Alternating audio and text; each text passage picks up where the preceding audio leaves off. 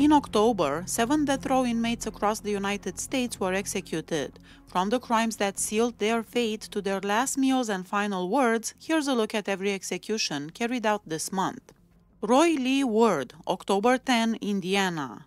On the morning of July 11, 2001, in Dale, Indiana, 16-year-old Stacy Payne was at home preparing to leave for work while her younger sister Melissa slept.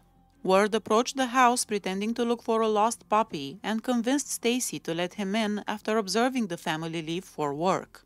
Shortly after, Melissa awoke to screams and saw Ward on top of Stacy from the stairs. Terrified, she ran to her parents' room, locked the door, and called 911, hearing her sister plead with Ward and him telling Stacy to be quiet. The Daletown marshal arrived shortly after and found Ward standing in the doorway, sweating and holding a knife. The marshal drew his service revolver and ordered Ward to the ground, which he obeyed, claiming, "I didn't do anything." Upon checking the kitchen, the marshal discovered Stacy lying on the floor, naked from the waist down, flailing her arms and legs in an attempt to communicate.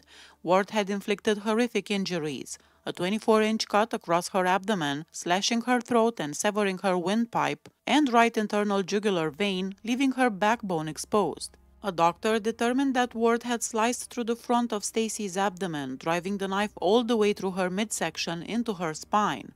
Despite the severe trauma, Stacy survived the attack and remained alive during EMT treatment at the scene, even holding an ER nurse's hand when asked if she understood what was happening.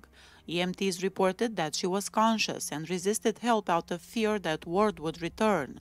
The attack lasted approximately 10 minutes, and it took 44 minutes to arrive at the hospital for her to receive any pain medication. After receiving 46 minutes of care at the initial hospital, Stacy was airlifted to the University of Louisville Hospital, where she was pronounced dead. The autopsy revealed she also suffered 18 blunt force injuries and ligature marks on her right forearm and left shin. During this horrific attack, Ward also essayed her. Experts have concluded that Ward was a psychopath, showing no empathy or moral conscience. His mother, grandmother, and other relatives believed he had to spend the rest of his life in prison. Even his own attorneys recommended that jurors sentence him to life without parole, citing his extreme danger to society.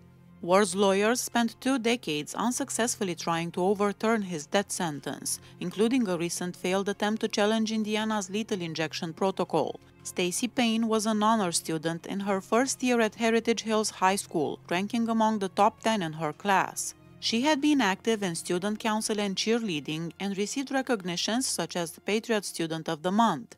Stacy was involved in her youth club in St. Joseph Catholic Church and was working her first job that summer, saving money for her future. Ward had a long criminal history spanning over a decade, including sexual offenses and sporadic burglaries.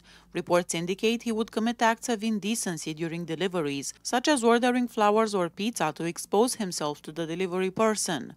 At the time of Stacy's murder, he was on probation for a Missouri burglary and had multiple charges of public indecency.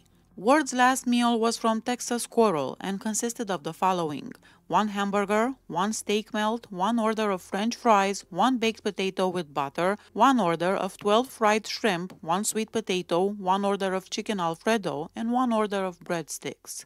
Ward's last words were, "Brian is going to read them." Indiana is one of only 2 states out of the 27 that have the death penalty that prohibit media from witnessing executions. For Ward's execution, his witnesses were limited to attorneys and spiritual advisors. Just days later, in another part of the country, a different execution took place, one that would also draw public attention for its chilling details. Lance Shockley, October 14, Missouri. On the night of November 26, 2004, Lance Colin Shockley and Jeffrey Bayless, engaged to Shockley's sister-in-law, were in Bayless' pickup near Van Buren, Missouri, when they crashed.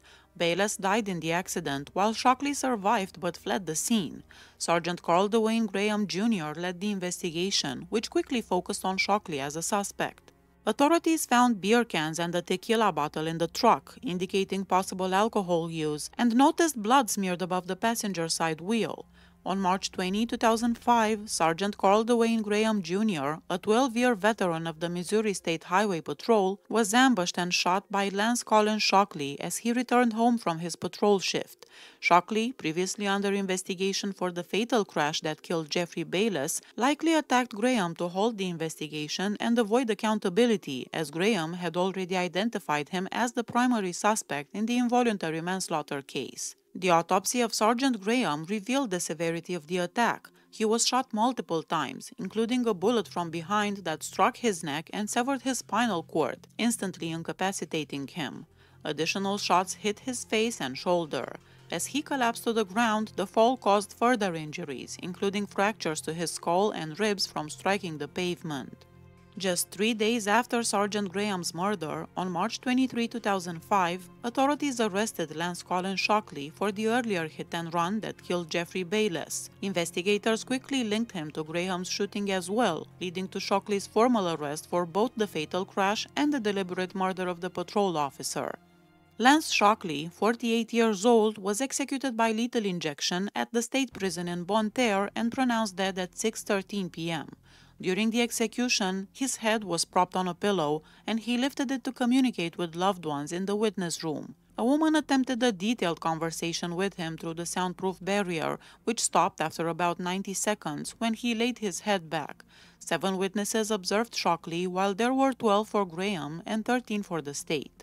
Some witnesses showed emotion, wiping tears, while most had no visible emotions on their faces. On the morning of his execution, Shockley was visited by his daughters and a friend before being led to the death chamber. His last meal was peanut butter, 3 packs of oatmeal, water, and 2 sports drinks. His final words were written down before the execution, and he said, "So also you have sorrow now, but I will see you again, and your heart will rejoice, and no one will take your joy from you." While that chapter closed in one state, another was unfolding elsewhere. Let's move to Florida, where the authorities executed a man in the same day. Samuel Lee Smithers, October 14, Florida. Smithers was convicted and sentenced to death for the murders of Christy Cowan and Denise Roach.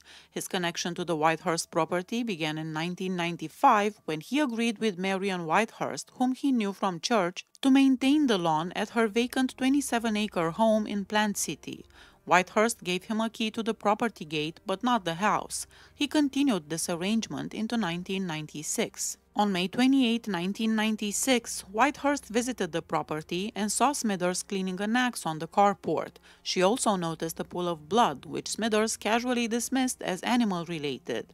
Concerned, Whitehurst called the sheriff's department. When a deputy arrived that evening, the blood was gone, but drag marks led from the carport to a pond.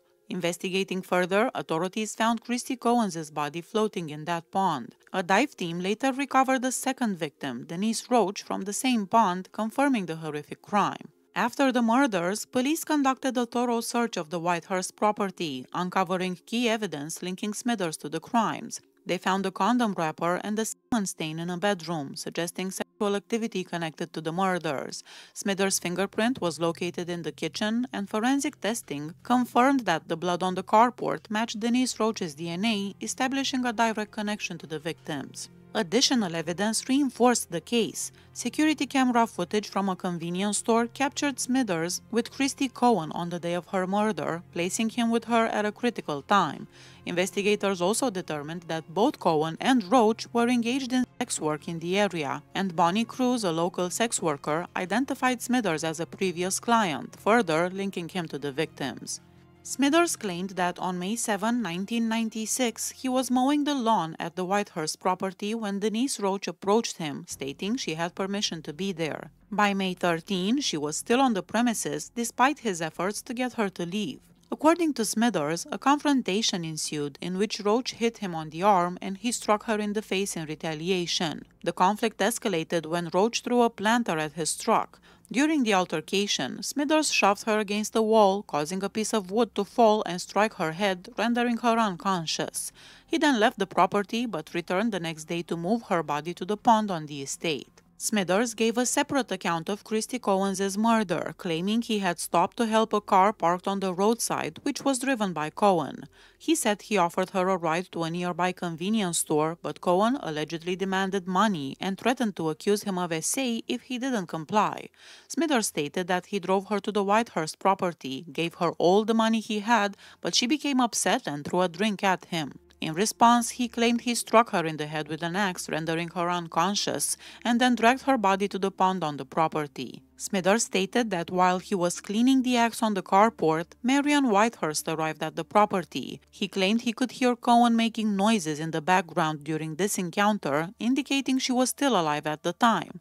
After Whitehurst left, Smithers said he returned to Cohen, struck her in the head again to silence her, further contributing to the violent sequence that led to her death. Smithers, now 72, was executed by lethal injection at Florida State Prison near Stark and pronounced dead at 6:15 p.m. At the scheduled 6 p.m. start, he was already strapped to the table with an IV in place. When asked for a final statement, he declined. During the procedure, his breathing was initially heavy and he experienced slight convulsions before all movement ceased. A warden attempted to call him without success and his complexion turned gray. A medic checked his vital signs at 6:14 p.m. and he was declared dead 1 minute later. Smithers' last meal was fried chicken, fried fish, a baked potato, apple pie with vanilla ice cream, and a sweet tea.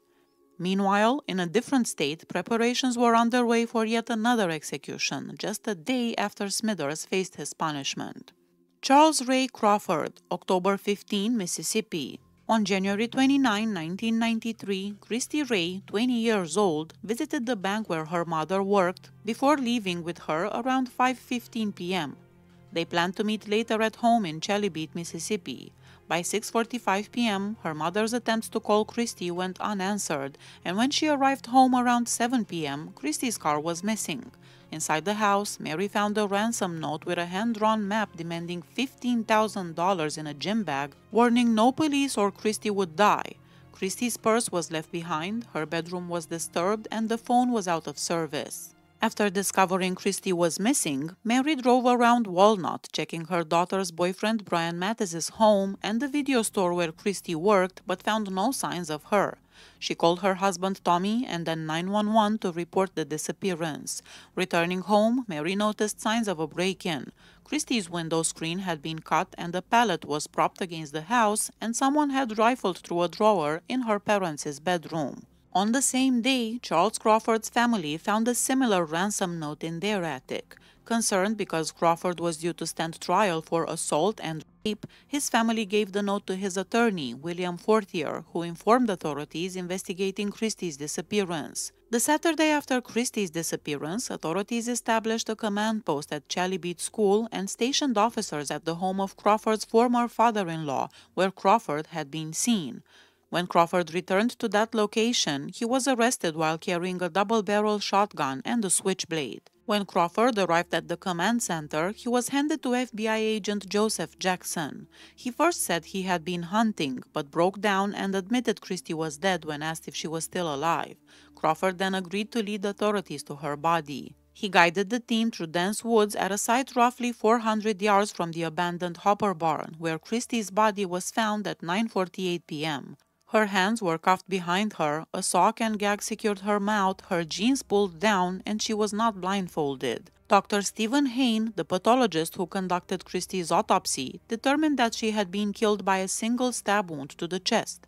In addition to this fatal injury, her body bore numerous abrasions on both legs, as well as scrapes across her back and buttocks. She also had bruises and abrasions on her face and chest, contusions on her lips, and marks on her wrists that were consistent with being restrained by handcuffs. Hain explained that the abrasions on Christy's thighs and buttocks had occurred while she was still alive, suggesting she had struggled or been dragged across a rough surface such as branches or twigs. These injuries were typical of those seen in victims attempting to resist an SA.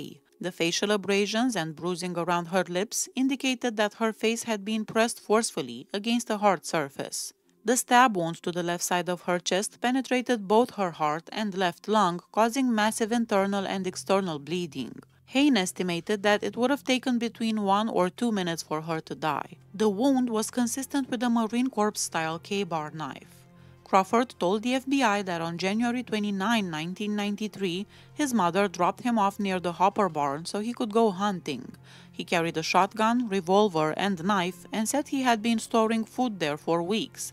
Feeling anxious and depressed, he claimed he blacked out and later woke up inside Christy Ray's house, where she was already handcuffed and crying. He said he wore a ski mask so she couldn't identify him, asked for her car keys, and took her with him, denying any knowledge of the ransom note. According to Crawford, Christy calmed down while they drove and they talked. He later removed her handcuffs after she promised not to run and took her to the Hopper barn to spend the night. Crawford said that they talked and shared food until morning when he heard sirens nearby.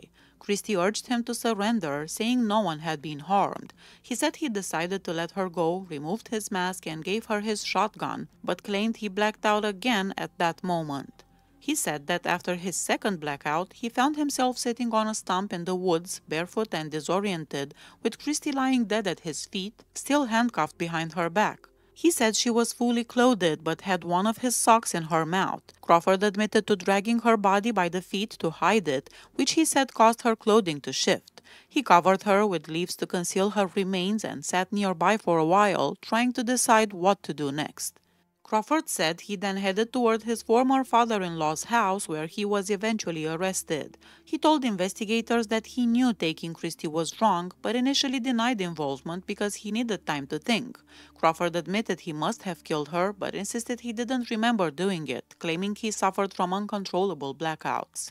Crawford spent more than 30 years on death row. In addition to Christy Ray's kidnapping and murder, he was convicted in separate cases of attacking two other women, one of whom he struck in the head with a hammer, and another, a 17-year-old girl, whom he essayed. Both victims had been friends and were together at the time of the assault. In each of these trials, Crawford maintained the same defense he later used in Christy's case, claiming that he suffered from blackouts and had no memory of committing the crimes.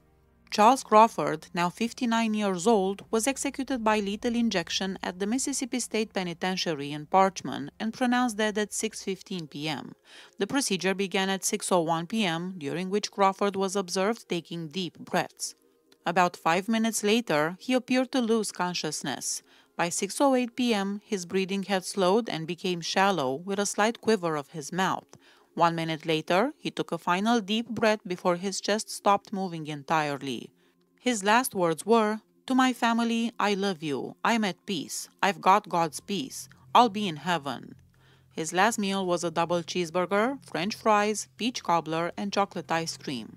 October showed no sign of mercy. Only days after this execution, another inmate was led to the chamber.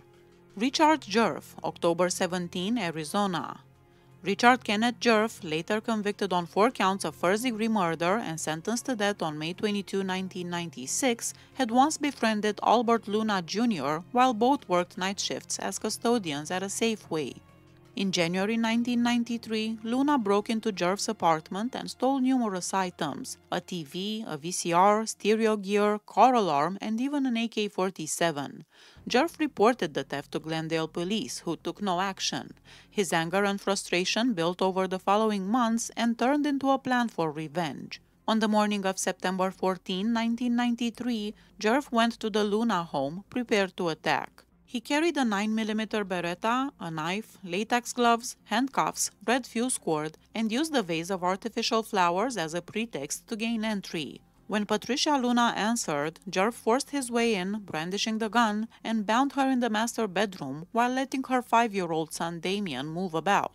Using Damien as leverage, he temporarily released Patricia to load the family car with various possessions: 2 VCRs, a phone, a caller ID, a CD player, watches, change, and a money clip with food stamps. He then returned Patricia and Damien to the kitchen, strapped them into chairs with rope and tape, and repeatedly pressed Patricia about whether she or her son should be killed first, while demanding Albert Jr.'s whereabouts.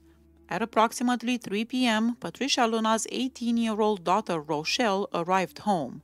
Jerf immediately took her to the bedroom, gagged her with tissue paper and tape, tied her wrists to the bed, and used a knife to cut off her clothing before essaying her. After the assault, he stabbed Rochelle 4 times in the chest and slit her throat, severing her jugular vein. According to the medical examiner, 2 of the chest wounds and the throat wound were each potentially fatal. Rochelle also had several shallow knife cuts to the back of her head inflicted while she was still alive, and 1 superficial stab wound to her right temple that was likely made after death. Her earring had been violently torn through her earlobe. At some point before dying, she vomited behind the gag and inhaled the vomit. Afterward, Jerv told Patricia that he had essayed and murdered her daughter. About an hour later, around 4 p.m., Patricia's husband, Albert Luna Sr., returned home from work. Jerv immediately overpowered him, handcuffed his wrists, and forced him to crawl to the master bedroom, where he made him lie face down on the bed. Jerv then used an aluminum baseball bat to strike Albert multiple times on the back of the head, causing 3 deep lacerations and splattering blood across the room. The medical examiner later determined that the hemorrhaging from these blows was potentially fatal. Believing Albert would not survive, Jerv removed the handcuffs, bound his hands and wrists with tape, and left him gravely injured before returning to the kitchen to inform Patricia that her husband was now dead. Jerv then turned his attention to 5-year-old Damien. He tried to kill the child by snapping his neck, but when he twisted Damien's head completely around and nothing happened, he released him. Next, he attempted to electrocute the boy by cutting an electrical cord from a lamp, stripping the wires, and taping them to Damien's calf. However, the cord was later found unplugged at the scene, showing that the attempt had failed. Despite suffering from severe head wounds, Albert Luna Sr. managed to tear through the tape binding his wrists and stumbled into the kitchen, where he confronted Jerv with a pocket knife. In the ensuing struggle, Albert managed to wound Jerv seriously, but Jerv retaliated by stabbing Albert with such force that the knife pierced through his right arm and into his torso.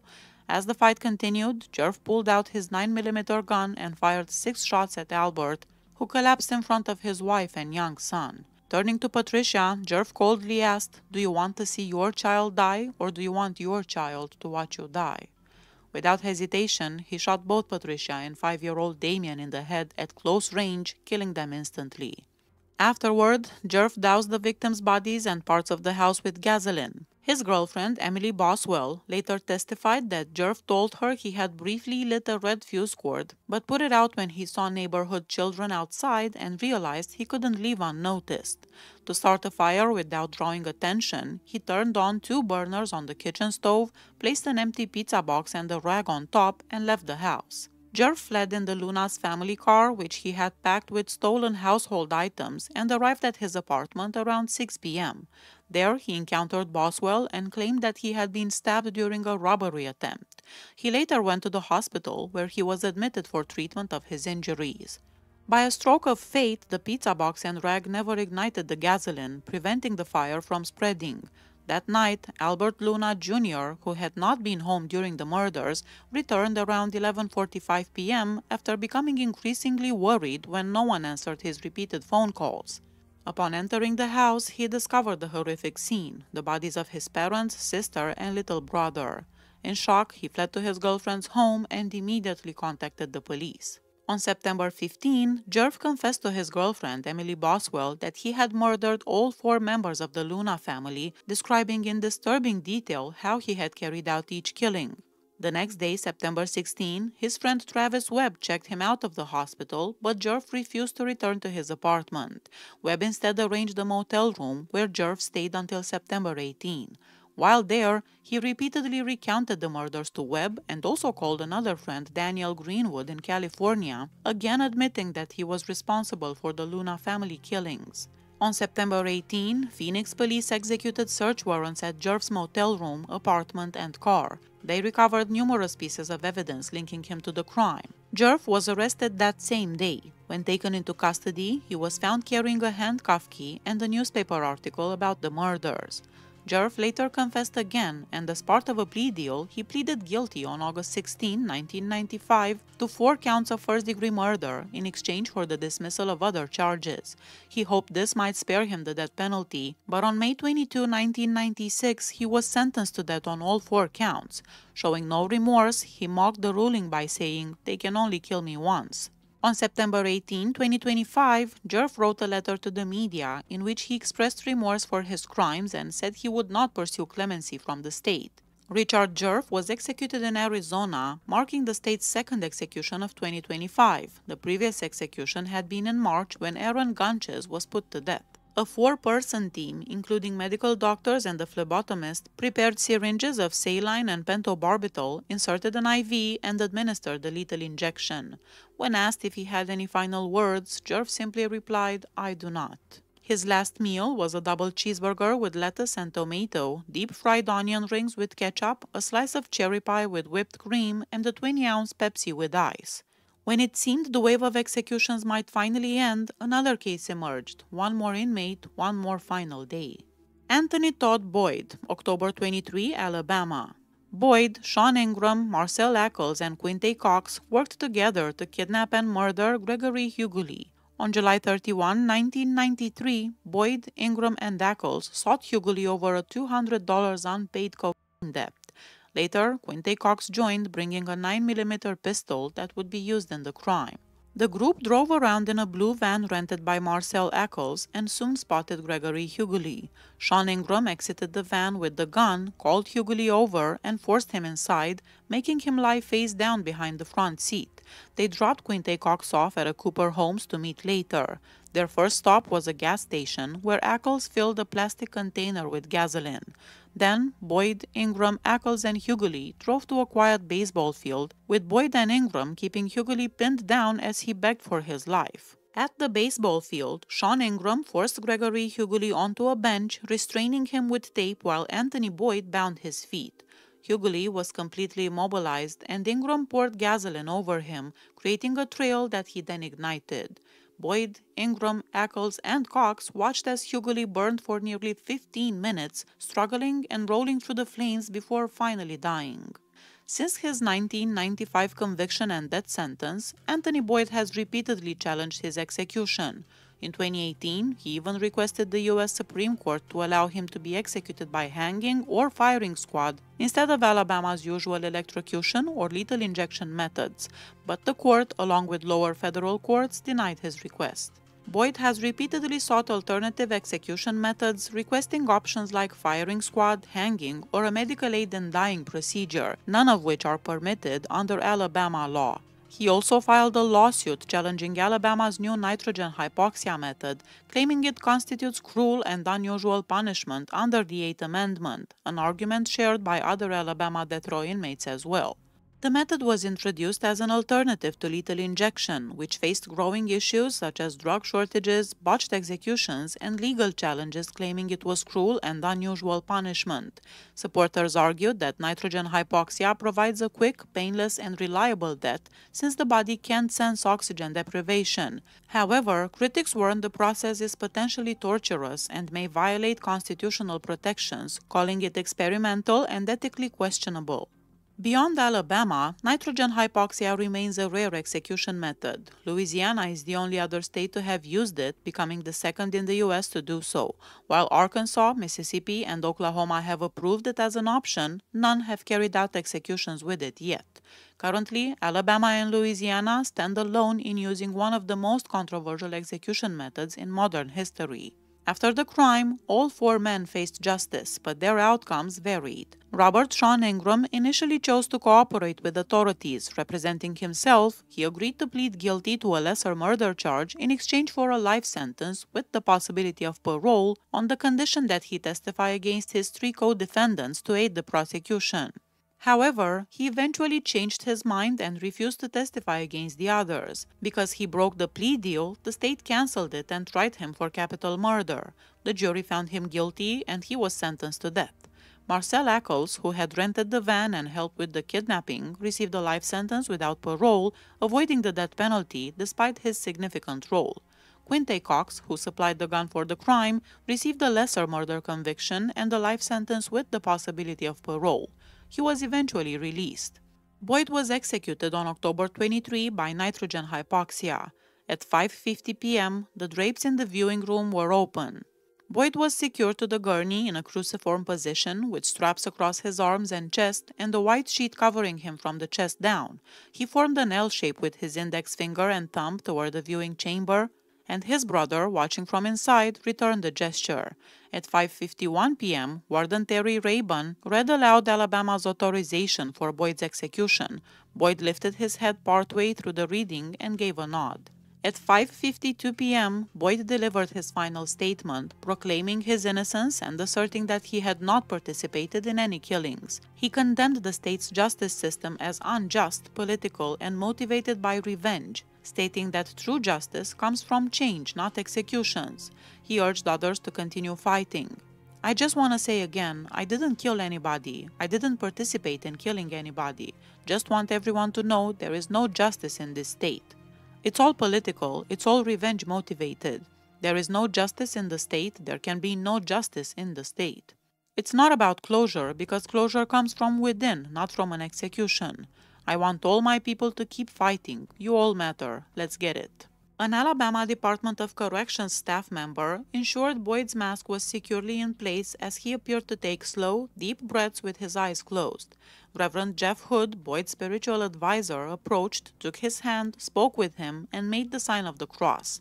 As the gas began flowing, Boyd's lower body jolted. He rolled briefly onto his side toward the viewing chamber and seemed to tremble and shudder. Hood remained at his side, partially obscuring the view of Boyd's face. Then, Boyd's body tensed with his legs lifting slightly off the gurney, then relaxed a few seconds later. Reverend Hood remained beside him, praying and making the sign of the cross twice as a blessing. Boyd continued to take deep, shuddering, and uneven breaths throughout. Hood stepped back and Boyd began taking deep, irregular, gasping breaths. The timing between breaths varied, sometimes 5 to 15 seconds apart. His shuddering gasps then sped up, occurring every 3 to 6 seconds, but with slightly less intensity.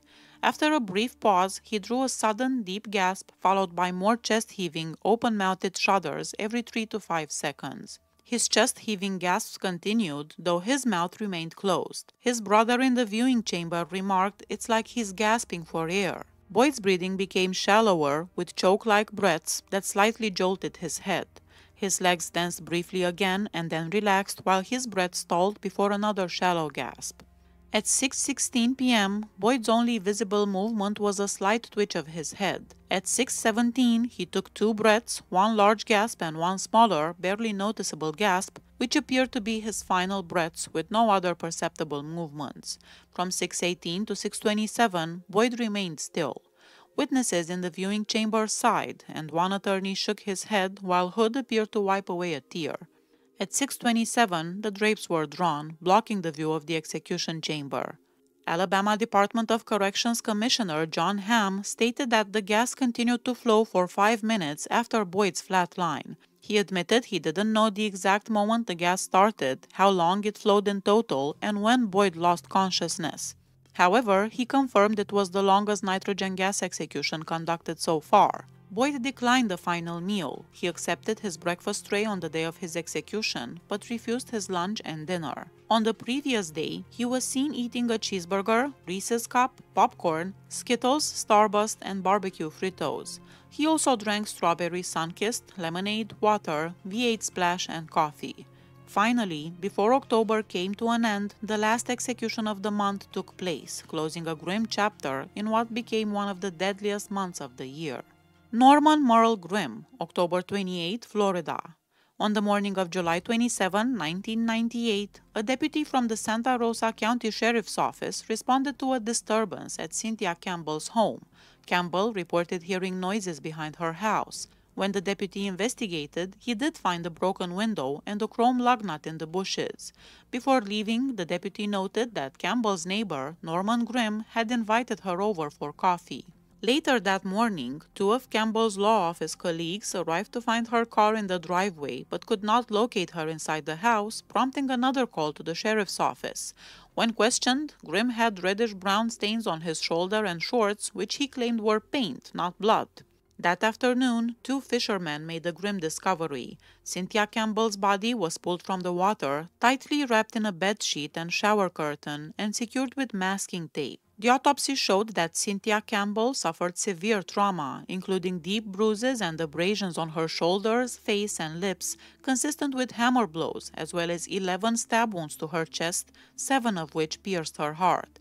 The combination of blunt force trauma and stabbing caused her death. Investigators later uncovered extensive forensic evidence at Norman Grimm's home. In the kitchen, they found blood-stained mops, traces of blood on the floor and cabinets, and 2 bloody fingerprints on a box of trash bags. A stripped pillowcase with blood was inside the trash can. The dining room had blood spots, and in the living room were blood-stained jeans, athletic shoes, and the length of rope matching the one used to bind Campbell's body. On the back porch, authorities recovered a piece of green carpet matching the wrapping used on Campbell, her prescription glasses, and a cooler containing a steak knife, blood-stained clothes, men's underwear, a blood-marked tampon, a roll of masking tape, and a blood-covered hammer. Testing confirmed that all blood and genetic material matched Cynthia Campbell's DNA. At the time of Cynthia Campbell's murder, Norman Grimm was on parole for a 1990 burglary conviction in Texas. His criminal history in Florida was extensive, showing a long-standing pattern of offenses.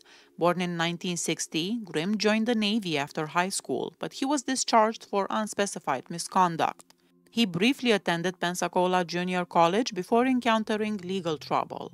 In 1983, Grimm was convicted in Escambia County of unarmed robbery, armed burglary, kidnapping, and aggravated battery, serving several years in prison before being released in 1990.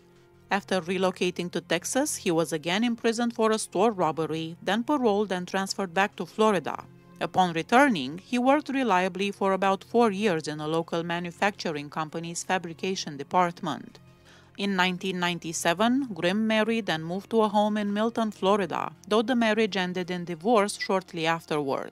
Living nearby was Cynthia Campbell, who would later become his victim. One of Norman Grimm's earliest known attacks occurred on September 9, 1982, when a woman reported being assaulted while walking to work in Pensacola. Grimm grabbed her, choked her twice, and forced her toward his car, threatening to kill her. Thinking quickly, the woman tricked him into stepping away to retrieve her purse, then escaped by driving off. In another incident, a man noticed an intruder in his bathroom mirror and chased him out, only to hear screams from the neighboring house. There, a woman had seen Grimm approaching with a knife. She fought back, sustaining a chin cut, and ran for help, while her brother chased Grimm away. Grimm also attacked a 14-year-old girl walking to school, dragging her into a wooded area. A nearby security guard intervened, frightening him off, though the girl suffered cuts, bruises, and torn earrings. When Grimm was finally arrested for these attacks, police found him in possession of 2 stolen firearms and 35 rounds of ammunition taken during a residential burglary. Norman Grimm, who had no visitors or spiritual advisor in his final hours, woke up at 6 a.m. and later ate his last meal, fried pork chops with mashed potatoes and a chocolate milkshake. When he was asked if he had any final words before the lethal injection was administered, Grimm simply replied, "No, sir." As October came to an end, 7 executions had been carried out across the United States, and with 4 more scheduled for November, the pace shows no sign of slowing. Please hit that subscribe button if you like my channel. See you next time. Bye bye.